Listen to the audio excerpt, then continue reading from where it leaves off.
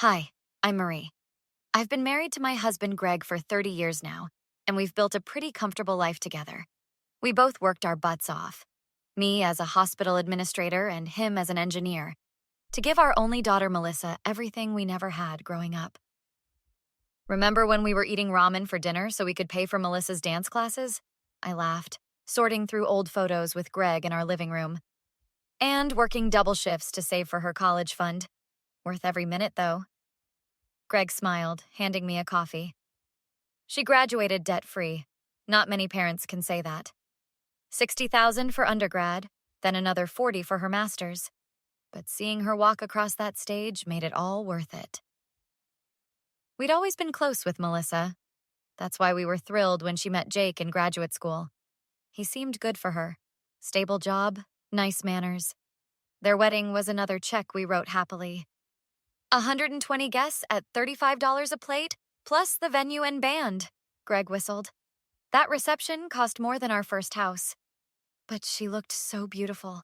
And remember how she cried when we surprised them with the honeymoon to Hawaii? The biggest gift came after the wedding. We put down 20% on their first home. A cute colonial that needed some work, but in a good school district for future grandkids. Did you notice how Jake's mom, Sharon, barely thanked us at the housewarming? I asked Greg one night after dinner. Maybe she was just overwhelmed. First time meeting the extended family. But something felt off with Sharon from the beginning. Always making little comments about how Melissa should decorate properly, or how she should be cooking traditional family recipes, instead of the healthy meals I'd taught her. My friend Diane noticed it first, during a backyard barbecue at Melissa and Jake's place. Did you see how Melissa keeps looking at Sharon before answering any of your questions? Like she's checking for approval? It's probably nothing, I said, but the knot in my stomach told me otherwise. Little changes started happening. Melissa began canceling our weekly lunch dates. She'd make excuses about work, but then I'd see photos on social media of her shopping with Sharon. I think we should talk to her, Greg suggested. Maybe she doesn't realize she's pulling away. Let's not overreact. She's building relationships with her in-laws. That's normal. The real gut punch came on my birthday. We always had a special mother-daughter spa day, followed by dinner with Greg. It was our tradition for 15 years. Mom, I'm so sorry, but Jake's family is having this big gathering at their lake house. His aunt and uncle are visiting from California, and Sharon really wants me there. But we've had this planned for months, sweetie. I know, but family comes first, right? We can do something next weekend instead. I hung up the phone, stunned. Family comes first? Weren't we her family too? She's not coming, I told Greg, fighting back tears. For your birthday? That's not like her at all. Apparently, Sharon planned something at the lake house. Greg pulled me into a hug. This isn't right, Marie. Something's changing with our girl, and I don't like it one bit. 3 weeks after my ruined birthday, Melissa called me in tears. My motherly instincts kicked into high gear immediately. Mom, I hate to ask this, but I need help.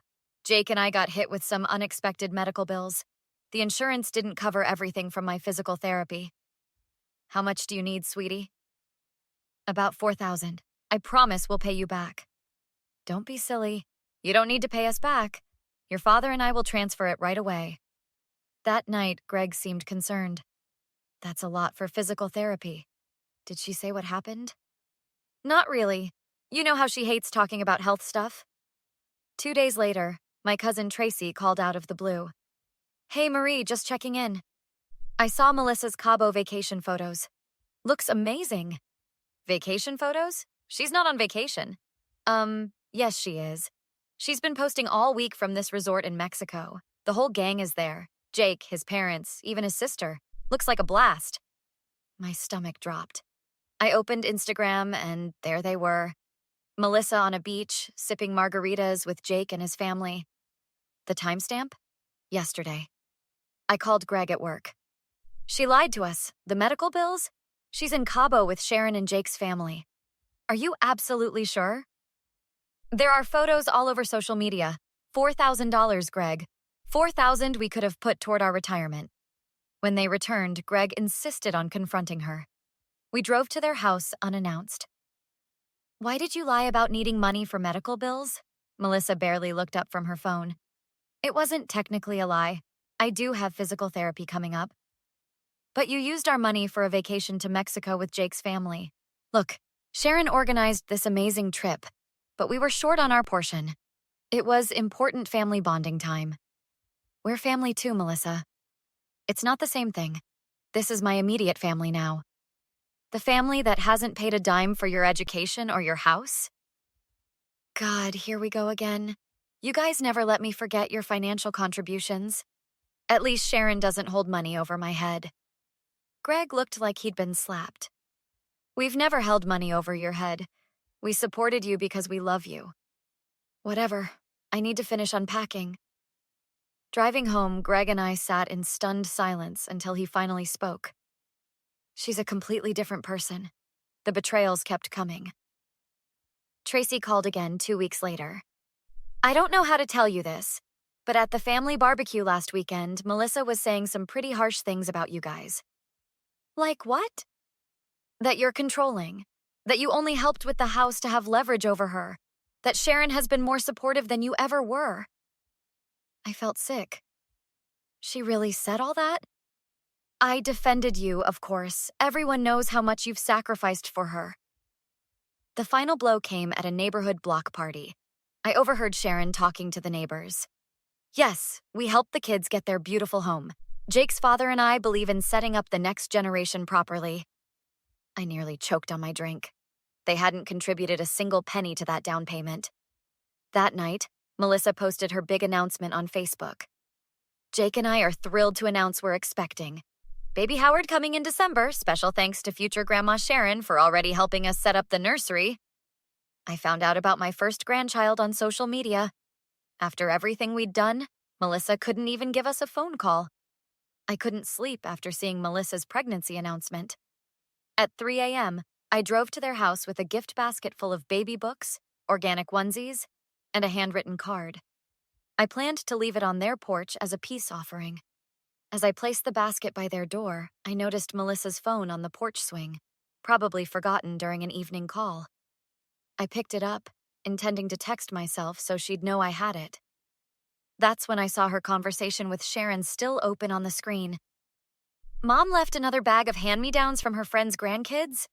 Seriously? Does she think we're poor or something? She's so desperate to be involved. It's pathetic. Your Emil shouldn't try so hard. Right? And she keeps bringing those homemade casseroles. Like, we can afford real food, thanks. My hands trembled. There were dozens of messages mocking every gift, every offer of help I'd ever made. I quietly placed the phone back and took my gift basket home. Thanksgiving arrived, and despite everything, Greg and I hosted dinner. Melissa and Jake showed up with Sharon in tow, an uninvited guest. Hope you don't mind, Mom. Sharon didn't have plans, so we brought her along. Of course not. There's plenty of food. Throughout dinner, Sharon kept commenting on everything. My cooking, my decorations, even my hosting skills. The turkey's a bit dry, isn't it? In our family, we brine it for 3 days first. I bit my tongue until Melissa chimed in. Yeah, Mom's never been the best cook. Remember that birthday cake that gave everyone food poisoning? That never happened, Melissa. Oh, please, you totally gave my entire 5th grade class stomach bugs. That's absolutely not true. Whatever. At least Sharon's teaching me proper cooking for when the baby comes. Greg intervened. That's enough. Your mother is an excellent cook. God, you guys are so sensitive. Can't take a joke? This is why I dread these family dinners. After they left, Greg made a decision. We need to talk to Mark about our finances. Our financial advisor, Mark, seemed surprised by our request. You want to recalculate your estate planning? What prompted this? Our relationship with Melissa has changed. We need to protect ourselves. I see. Well, you've been incredibly generous. The college tuition, wedding, house down payment, altogether nearly $300,000 over the years. And the monthly supplements to their mortgage. Yes, that additional $1,000 monthly. All of it documented, fortunately. I spent the next week creating a detailed spreadsheet of every penny we'd given Melissa and Jake. Every check, every wire transfer, every cash gift. Then, predictably, the call came. Mom, we've been looking at nursery furniture. There's this amazing European baby suite crib, changing table, the works. That sounds expensive. Only $8,000. We were hoping you guys could help, since you're always saying how excited you are about the baby. Have you asked Sharon for help? She's already bought us a stroller and car seat. Besides, you and Dad have more disposable income. I'd like to discuss this with your father first. Fine, but we need to order soon to get it before the baby comes. Melissa, I'm hurt that we found out about the pregnancy on Facebook. Seriously? That's what you're worried about? We told Jake's family first because they're more supportive. More supportive how? We've supported you financially your entire life. See? You always throw money in my face. This is exactly why we're closer to Jake's family. She hung up on me. I stared at my spreadsheet, adding one final column, a calculated price for our daughter's betrayal. After that phone call, I knew exactly what needed to be done. Greg and I spent hours planning our move. Are you sure about this? Once we do this, there's no going back. I've never been more sure of anything. I called Melissa and invited both families to a special dinner to discuss our contribution to the baby's nursery. I also quietly invited my sister, Greg's brother, and cousin Tracy as witnesses. Saturday night arrived. Our dining room table was perfectly set for 12. I noticed Melissa's nervousness and Sharon's smug expression as everyone gathered. Before we eat, Greg and I have prepared a special presentation. I clicked the remote, displaying my spreadsheet on our TV. For those who don't know, we've financially supported Melissa and Jake throughout their relationship. College, $105,000. Graduate school, $43,000. Wedding, $35,000. House down payment, $80,000. Monthly mortgage supplements, $24,000 and counting. Nearly $300,000 total.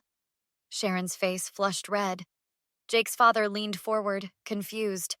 I clicked to the next slide screenshots of Melissa's texts with Sharon. I found these accidentally when returning Melissa's phone. They've been laughing at our generosity for months. The next slide showed Sharon's social media posts taking credit for the house. While we paid for everything, Sharon has been claiming credit. Jake's father turned to his wife. You told me you helped with their down payment. You had me contribute to a gift that wasn't even from us? Greg stood beside me. We've made two decisions. First, we're canceling our monthly contribution to your mortgage, effective immediately. You can't do that, Melissa cried. Second, we've redirected the education fund for your children to a charity supporting foster kids. The dinner ended abruptly, with everyone leaving in shock. 3 weeks later, Melissa showed up at our door crying. The bank called. We can't afford the payments without your help. That's unfortunate. Mom, I'm so sorry. I got caught up trying to impress Sharon. I was wrong. Yes, you were. Can we please work this out? For the baby's sake? The time for that has passed. You made your choice very clear. But I'm your daughter. And as you said, Jake's family is your real family now. 6 months later, we heard Melissa and Jake had to sell their house and move to a small apartment. Sharon's reputation was ruined after everyone learned about her lies. Greg and I used our newfound financial freedom to finally take that European river cruise we'd always dreamed of. As we watched the sunset over the Rhine, I felt peace. Do you ever regret it? Greg asked quietly. Not for a second. Some people only value what they've lost. What would you have done in Marie's position? Was she right to reject her daughter's apology and cut her off completely? Or should a mother always forgive her child no matter what? The betrayal was deep, but blood is blood. Where do you draw the line? Share your thoughts in the comments below. Would you have given Melissa another chance? Or do you think some betrayals can never be forgiven? If you enjoyed this revenge story, hit that like button and subscribe for more dramatic real-life stories every day. Your support helps our channel grow, and we'd love to hear your opinions on these complex family situations.